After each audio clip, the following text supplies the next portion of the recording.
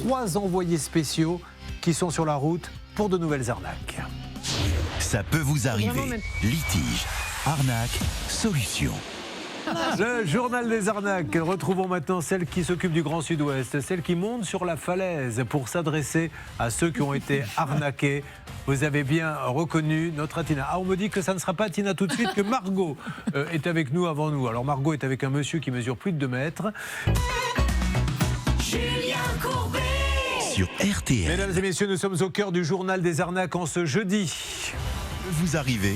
L'émission anti-arnaque. Laurence, catastrophe pour sa maison qui doit être livrée dans 1 an. Sa voisine, c'est pareil. On avance avec Laura, il y aura du nouveau d'ici la fin. Nous avons eu cette arnaque au courtier démente avec ce monsieur qui est... on a l'impression d'avoir un véritable courtier. C'est en fait un escroc. Nous allons maintenant donner la parole à celle qui vient de grimper sur la falaise, qui s'adresse aux phacochères, aux girafes, aux éléphants qui viennent écouter sa bonne parole. J'ai nommé...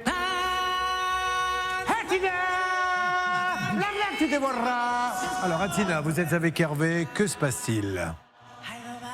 Alors oui, effectivement, Julien, je suis avec Hervé. On est à Villegouge, en Gironde. On est chez lui. Hervé, en 2011, il était chauffeur routier et il a eu un accident de voiture, un accident du travail. Depuis, il touche des versements de 2 complémentaires santé, une pour incapacité et une pour invalidité, pour un total de 1 100 €. Cet argent, évidemment, est vital pour Hervé, vous en doutez. Pendant 13 ans, tout est OK, sauf qu'en mars dernier, pas de versement sur son compte. Hervé, à ce moment-là, qu'est-ce qui se passe pour vous ? En fait, c'est IRP Auto qui me paye mes complémentaires et ils ont changé de logiciel en début d'année. Suite à ce changement de logiciel, en mars, plus aucun versement. Plus d'accès à mon compte sur IRP Auto et la messagerie est une messagerie interne, donc on ne peut pas les contacter par messagerie. Il faut absolument les appeler à 9 centimes la minute. On vous fait attendre à chaque fois un quart d'heure, personne ne vous répond. Les 2-3 fois où j'ai réussi à avoir quelqu'un m'a dit c'est un problème logiciel, on ne sait pas quand vous serez payé, on ne sait pas quand vous pourrez accéder à votre compte. Au mois d'avril, on m'a payé le mois de mars et le mois d'avril de mon incapacité, qui est la plus petite somme. Par contre, mars, avril, mai, juin, toujours rien touché de l'invalidité, donc ils me doivent plus de 3 000 €. Voilà, et encore une fois, c'est désastreux, Céline, parce qu'il attend désespérément ce monsieur, il n'a rien fait, il n'y est pour rien. Donc on est en train d'appeler le groupe. Hervé, vous me confirmez juste que vous êtes en communication avec eux ou que vous essayez de les avoir ? Oui, absolument, il y a une petite musique d'attente. D'accord, il n'est pas le seul en plus, Céline, malheureusement. Oui, exactement. On ne peut pas dire arnaque, mais c'est en fait 500 personnes qui attendent malgré tout, qui payent tous les mois des cotisations et qui n'ont pas d'argent au bout. On en a un déjà peut-être en ligne pour vous prouver que ça prend de l'étendue cette histoire. Qui est là, Stan, s'il vous plaît ? On a Frédéric par exemple qui est Frédéric, vous, ça représente une somme de combien ? Bonjour à tous. Écoutez, moi, ça représente à peu près 700 €. Et pareil, quand vous appelez, pour l'instant, on ne peut rien pour vous. Alors, quand j'arrive à avoir quelqu'un, on me demande d'attendre et que le gestionnaire va prendre en compte mon dossier. Bah oui. Mais il ne le prend pas. Et voilà, c'est ça. Alors, on en a une deuxième. Vous allez voir, on est en train de les appeler, madame. On va essayer de faire bouger les choses. Je l'espère en tout cas. Stan, qui est là ? Oui, c'est Alexia. Alexia, combien pour vous, Alexia ? Oui, bonjour à tous. Pour moi, c'est moins pire, on va dire. C'est uniquement 250 € c'est déjà pas mal. Remboursement de frais de pharmacie. Mais voilà, comme tout le monde, injoignable. Rien ne bouge. Et alerte, mesdames, alerte. Hervé Pouchol, je vous écoute. J'ai quelqu'un en ligne à vous passer à IRP Auto. Allô, IRP Auto ? IRP Auto, bonjour. Alors, Julien Courbet à l'appareil, nous sommes en direct sur RTL et simultané sur M6. L'avocate de l'émission qui est avec moi vous résume le but de notre appel.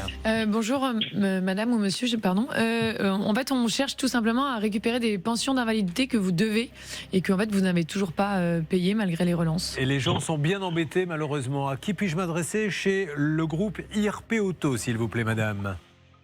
Très bien, je vous invite à patienter quelques instants. Je monsieur. vous en prie, merci beaucoup. Alors, Merci le directeur beaucoup, général... J'attends, madame, merci beaucoup.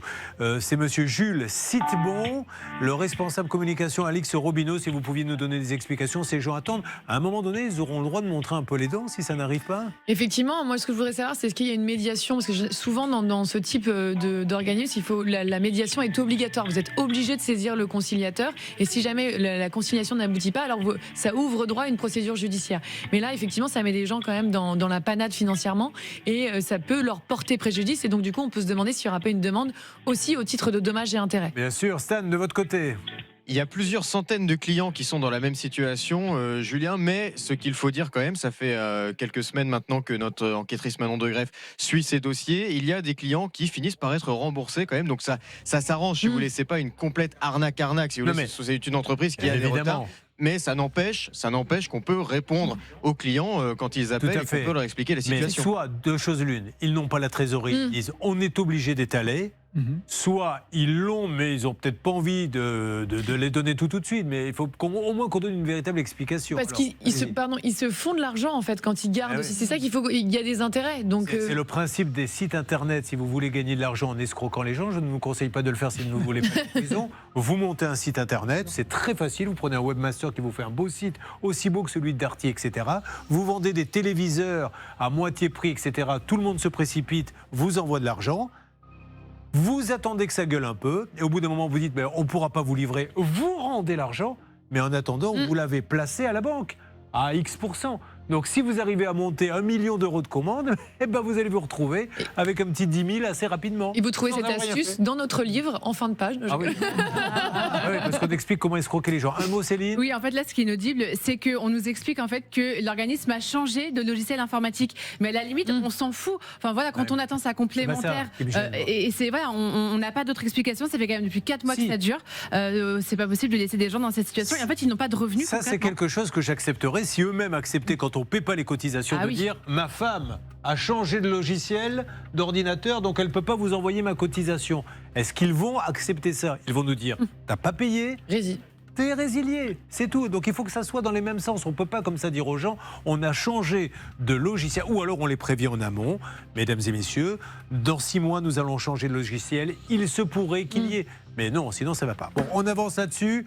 Atina, c'est très joli là-bas, j'ai l'impression, là où vous vous trouvez à côté de chez Hervé. Oui, c'est très joli. C'est un jardin avec beaucoup de végétation, des fleurs, d'énormes roses que Hervé m'a montré tout à l'heure et qui sentent très bon. Voilà, je voulais simplement vous montrer que l'on peut très rapidement, si vous débutez dans la radio et la télé, faire 20 secondes pour ne rien dire. Ne paniquez pas, une question bête, il y a un petit comblage qui se fait. Hervé, vous êtes sur quel dossier, s'il vous plaît ? Vous avancez sur quoi ? Écoutez, je continue d'avancer, pardonnez-moi madame, je continue à avancer avec le dossier d'Hervé Dehors. Merci beaucoup, le groupe IRP Auto. Nous partons voir Sacha avec une nouvelle arnaque ou pas.